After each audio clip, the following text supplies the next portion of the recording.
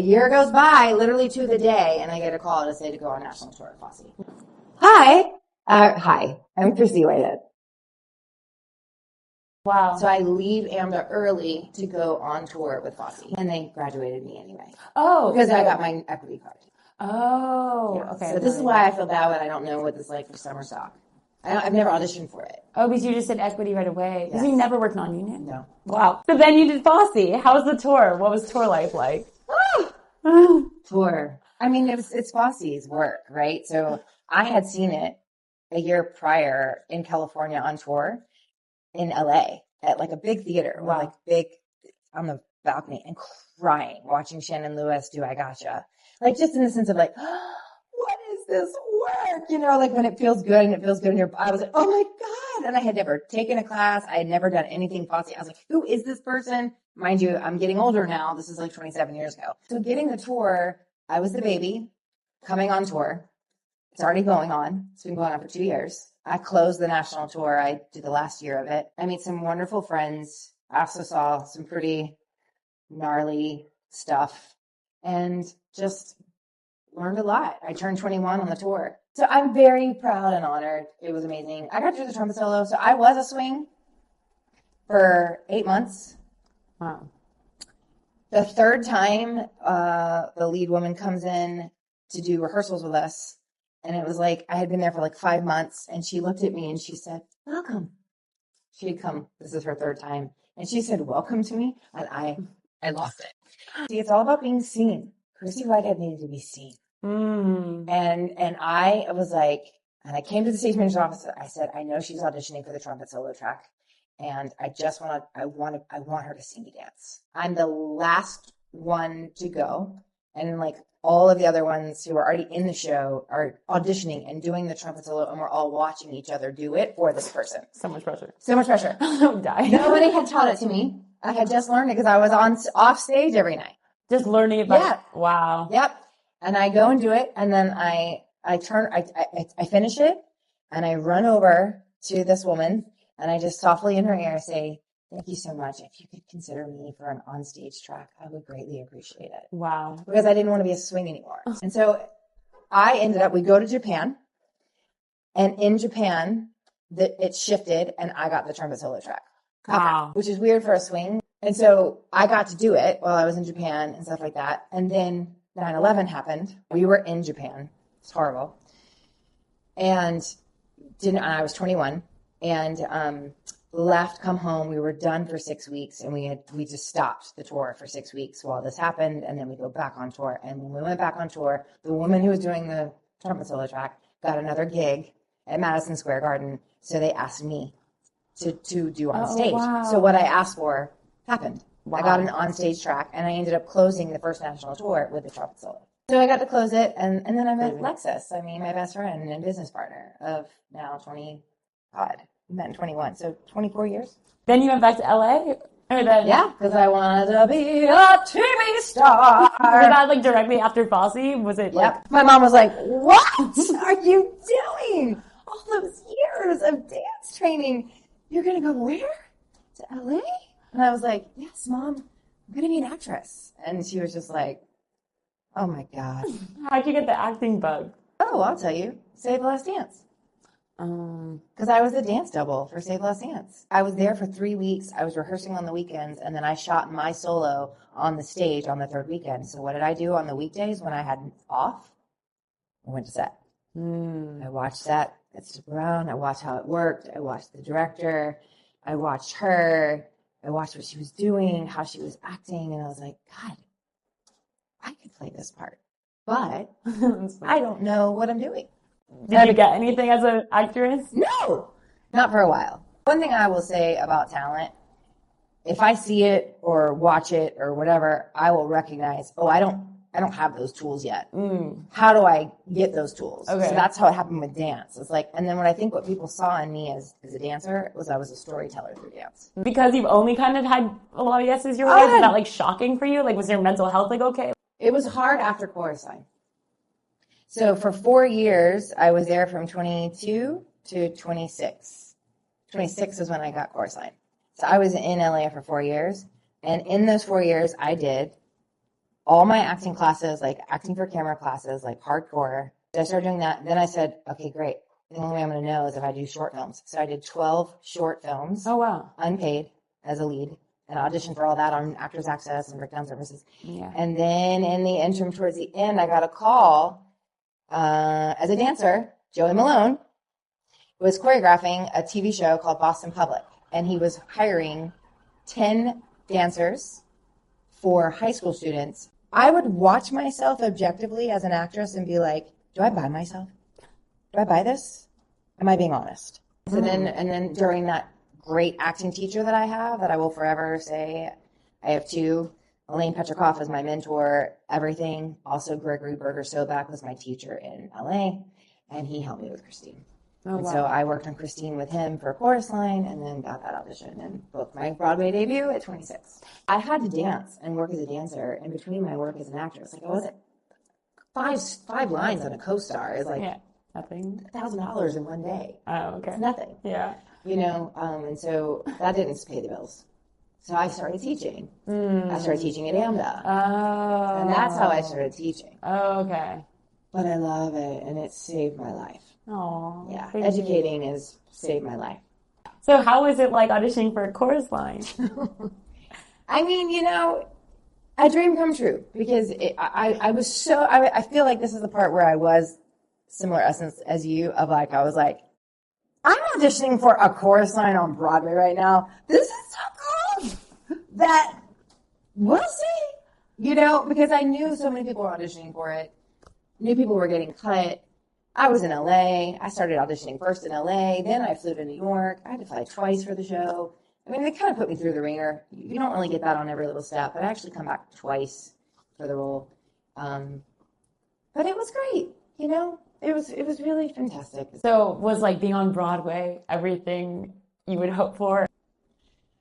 Yeah. I mean, I hesitate just because it's so many things. I don't think anything is just all wonderful. You know, I think that's where we're getting kind of lost in our fantasy of what life should be, to be honest. Yeah. I think there's a lot of wonderful things that can be happening at the same time. A lot of could also be happening at the same time. And I think I was lucky in that I was left alone for Christine, and I got to play and have fun with the comedy and the sincerity of playing her, along with Tony Yazbek as my husband in the show. And I'll just speak for myself. I felt a ton of pressure in the beginning. We were the new revival, you know, and I was hoping that I would get through that, and I did. Okay, good. Once I got through, I was like, I made it. Yeah. You know, Bioorg even said that. She was like, you don't have to audition for this show anymore, y'all. Y'all are the role. Y'all are it. Yeah. You know, and you'll be passing it on later on. And I've done so much of that. So it was a joyful time for me. And then 8 shows a week is absolutely, to me, very difficult to do. To keep fresh, to keep strong, to know that there's a new person in the audience, it's a muscle, and I have deep respect for people who can stay in Broadway show after Broadway show for a while. So when you got back to LA after Chorus Line, you said it was harder to take rejection? Yeah. I read all the reviews. I had, out of like probably 50 people probably reviewed it. I mean, I was that fixated to be like, I'm good, right? That's what I was looking for. I'm good, right? Did you see me? I'm good. I can do it, right? I can have a career, right? I can be the next Sandra Bullock, right? And that's what I wanted. And then 3 auditions in, I got Grey's Anatomy. And I remember watching it being like, oh, I could do this. I could do this. I could be a working actress. I can do this. I can keep going, Chryssie, keep going. And basically after that, 2 years go by.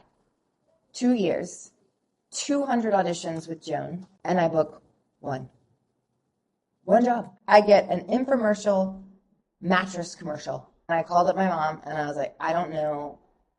I think I got 1 more year left in me in LA. Wow. And I think I need to go back to New York and dance, because that I know was what was God given to me. Then that year is when things started to take off in a way that was like, on the outside looks like, wow, Chrissy's doing really good. This, to me, the journey for me has been so much of what I have. I find that the highs and lows of the business has not been great for my mental health. Wow. And I've experienced some pretty gnarly highs. That's true. You have like the highest of the highs you could possibly achieve in the industry. Well, I don't know about possibly. But that's the kind of thing that I was shooting for, right? But was there ever a moment when you're like, I'm okay with not having that? Yeah. Oh, yeah. When mom died, I think mom loved me so much and just wanted me to be great. And what was important to me has always been truly like my chosen family. And so like people that I've met along the way after all these jobs, like who cares about this? Who cares about, you're so good, you're so good. It doesn't matter if I'm still going, am I good? Am I good? You see me. You don't see me? You better see me because I got it. You know, that is like Exhausting. And so when I got super low, because she took her life, she slowly took her life, I didn't know what to do with my life. We changed locations because you were talking for too long. I also just started to really understand that like the business can be an illusion. And now that didn't get that route, I feel relieved. As an educator, I have met the coolest people. And so I feel like my life has gotten so much richer for me, you know, where I've taken off that pressure. So what's your current life's work then? Okay, so I wrote a show about my mom and me. It's basically a mental health show. I got diagnosed with bipolar 2 disorder, 7-8 years ago now. And I have been unraveling this diagnosis, and I ended up talking about it with my now co-lead producer, Kirsten Wrinkle. She's been beside me every step of the way to help me live with this diagnosis and actually thrive with it now. Wow. So I have bipolar 2 disorder, and my mom never got help with her mental health. So her life ended pretty tragically, and so I don't want her life to go for naught. And so I want to tell her story too. And so our show is about that. It's called In My Own Little Corner, was the show. And then we filmed it. So we have In My Own Little Corner of the film. And then I was lucky enough to do something new and direct a documentary. Crazy. That's so exciting. And exciting. And I showcase all the people who created the show with me. I heard they're pretty cool, right? They are the best people in the world. And when anybody sees this documentary, I hope it inspires people to make mission-driven theater. Well, tell me. I work for the skincare brand Earth Therapeutics. Yes, Earth Therapeutics, we support artists and anyone following their dreams and their passions, and we're big supporters of mental health too. Okay. So we have some amazing products for you, and I will just run you through them. Okay, run them through me. Firstly, to go back to your olden days of working in a mattress company, talk about the importance of sleep. Yes. We have a sleep mask, and this is my favorite. I wear it every night. Do you wear it? Yeah, I do every night. It's like ergonomic, so it has like contoured edges, so if you have like long lashes or something, it doesn't like rub against your eyes when you're sleeping. I wear a mask every night. Sleep is very important to me. And yes. So I'm very excited to try this. And then I know you've tried these before, but love these. I can't even tell you how much I love these, y'all. This is the most hydrating masks you could ever ask for, and you put them on for 30 minutes, and they're amazing. And then another thing, I feel like you'll love these, but we have the softest aloe socks in the world. Aren't they soft? Yes. So these are super like cozy, and honestly, they're like super I need them for when I go away. And then we got you also green tea hydrogel under eye patches, which I think you've tried the patches too. Yes, the patches are amazing, and you put them right in here, and then you take them off, and you just smooth it out. I love it. So we have more. Oh, we have more. And then we have a lot of foot products, and you dance. So the TT Oil Foot Repair Balm is like so meditative. It makes your feet smell better. It's super good after dancing if you want to do a quick massage. And I had her pick this up for you specially. We have a foot roller, like a foot massage roller. Yes. I know. So I thought you might like I would love that. Yeah. Because, cramps in the arches. Yeah, and also your calves or like anything else that you want to massage. I have one too. I use it all the time. Last thing, we got you a lot. The Elixir of Dreams Pillow Mist. So it has valerian and lavender root. I thought you would like this. You spritz it on your pillow, especially when you're in Missouri. Yeah, going to Columbia, Missouri. Wow. So it'll it smells super good. It's super calming. Thank you. Even meditation, like even at the dance classes, at the end of dance classes, yeah, spray in the air, the mist. Yeah. So we hope you enjoy everything. I will. I'm like, we will. I'm like, I'm going to give this to my husband to massage my feet. And thank you for speaking. This is amazing. Thank you for having me.